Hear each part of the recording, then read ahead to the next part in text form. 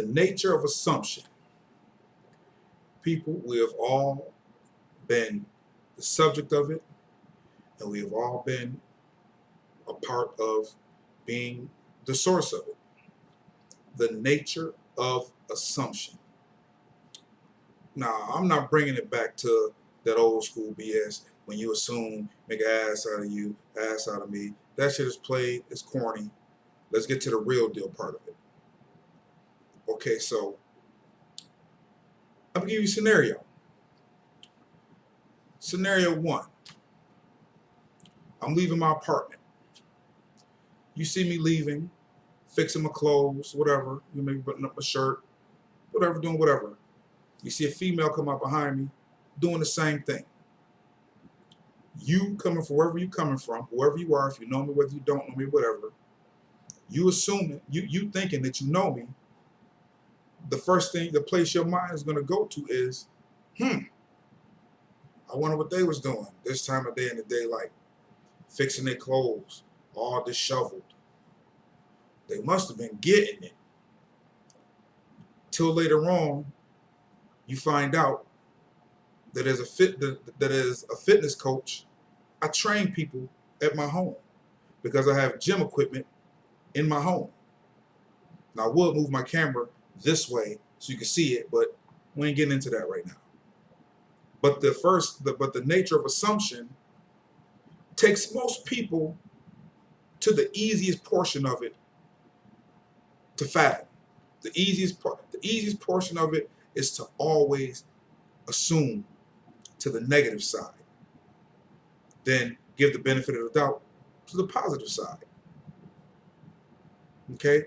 I ask you a question, just like when people will say, I tell people, what I'm saying, that in my life certain things have happened. I almost got married at a portion of my life. The girl broke up with me on some BS, whatever it was. But guess what?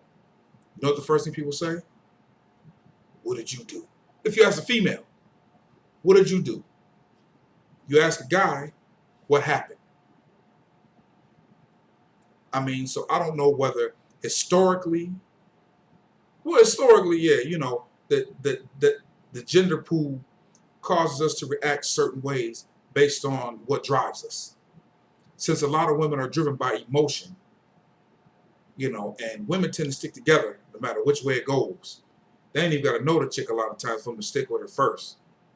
Then it would be like, okay, well, you did something to make her do that to you. Yeah, whatever, but it's not that. But let's watch this. What people tend to forget is assumption has two portions or two parts. It has the negative side, which people get to first. It's fast, right to the negative. And it has the positive side, where a real person who thinks and doesn't have that judgmental mindset will go, wonder what they were doing. Oh well, it's no telling, and leave it alone. But since a lot of people in the world have to put labels on something, they're going to label it something that's not going to be usually in good favor. How about that? Okay? Watch this. All this TMZ, media takeout, all of this entertainment stuff, all of these entertainment sites, and a lot of this stuff that you watch on TV, the media is built on assumption. Because think about it like this. Most of what you see is not everything that happened. Case in point, the boy that just got shot, the boy that got shot here in Ferguson. Now, as everybody saw it, this boy had his hands up and got shot for having his hands up. All my baby, all my baby, all my baby. But nobody knew that just before that he went into a store and they have him on camera mushing the store owner. But again, all we know is what we see without the sound, without audio proof, then there is no telling what happened. No telling at all what happened and why it went down like that. So in the world today, okay, the Jay-Z Solange thing. Nobody knows what went down in that one. Nobody knows why it went down. They just know it went down. So many different stories. Jay-Z must have did this. I heard Jay-Z did. I heard. We don't know why. All we know is what we saw. And later on, we got an apology and a description from the Solange or whatever, or from Jay or whatever, because they got smart and said, you know what, how about this? How about we keep this shit between us? You know what I'm saying? Give them something that's media friendly that works in our favor and keep it popping and leave y'all to going, I wonder what happened. Because that's what you're doing. You know, Chris Brown and Rihanna. All everybody knows is he went upside that girl's head and she told.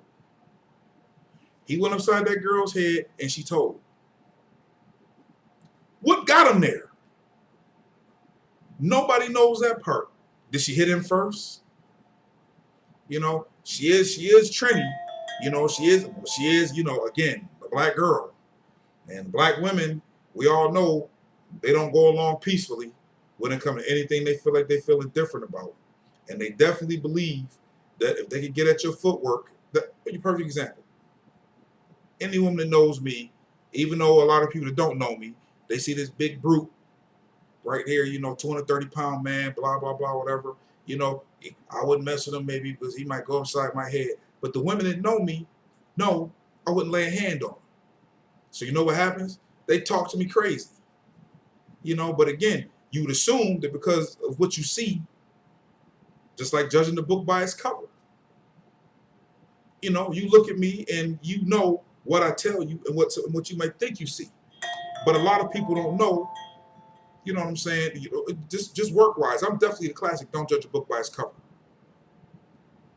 Because a lot of people don't know that I have a medical background that goes back 20 years. I've been a licensed practical nurse for 20 years. You know, but on top of that, though, I've been scraping people up and knocking folks upside the head for 19 of those years. So that means I would work my nursing job in the day and bounce at clubs and do all that other kind of stuff at night. But you don't know that. You know why? I didn't tell you. If I didn't tell you, you don't know. All you know is what you see. You see one-man army. You see that. You know what I'm saying? You see these things. Destructive. Just look destructive till you talk to me. You know? My name. You know, you would assume by my name when you see me, before you see me, I'm some type of nerd dude. I thank God for my name. But I'm not going to tell you my real name. Those who already know, I'll tell you anyway. You know, my first name. I have a nerd name. This nerd name was good for getting me into interviews and doors because the internet became so popular and all kinds of your resumes and stuff go in first. They see the name. The name looks real intelligent, real eggheadish, you know, Carlton Banks style. Guess what? I'm at the interview place for a nursing job. Then they call my name and I stand up. Yeah, they looking real white at the mouth. Are you sure you're so-and-so armed? I'm like, yeah, that's me. Then I get in there with them and I hit them in the head with some big words, some whoop-de-whoop, wah, wah, wah. And guess what? I got a job. But they didn't believe, but if they'd have just saw me walking past or just saw me, wouldn't believe I was qualified for. So, what I'm saying is this. In regards to the nature of assumption, when you decide to take an assumptive stance, how about you do this first? Unless you know, or unless this person is giving you reason to believe anything different, guess what you owe them? You owe them the benefit of the doubt. And you give them their credit first on that positive side. Understand that. I don't care if I don't know you, you don't know me. Until you see me do anything different, don't assume that everything about me that you think of, no matter what it comes to, is going to be of a negative portion. Give me, as an adult, the benefit of the doubt, or anybody else, you give them the benefit of the doubt first. Because guess what? You owe that. You owe that. Why wouldn't you? But guess what? Most of the people that don't give it, you know what I'm saying? They want it first, though. Are you kidding me? Yeah. A lot of people that dish out this mess. I know people, listen, I can take you listen. I know people who say, I'm a direct speaker. I am just very blunt, and I like to speak direct. Till they say something to you, and you fire back into that head, now they, oh, how could you talk to me that way? I can't believe it. You just told me you was a direct speaker, that you're blunt. This is how you get out. So for all you blunt speakers and you people that like to speak direct, we talked about that last week. We didn't get into that. We talked about that last week. So refer back to last week's video about the direct speech. And if you think you're blunt, if you think, you like to talk, that hardcore talk, what can come from it. Understand that part. So, end of the day, come on, people. Be better to each other. Be better. Be better. Don't always assume the negative.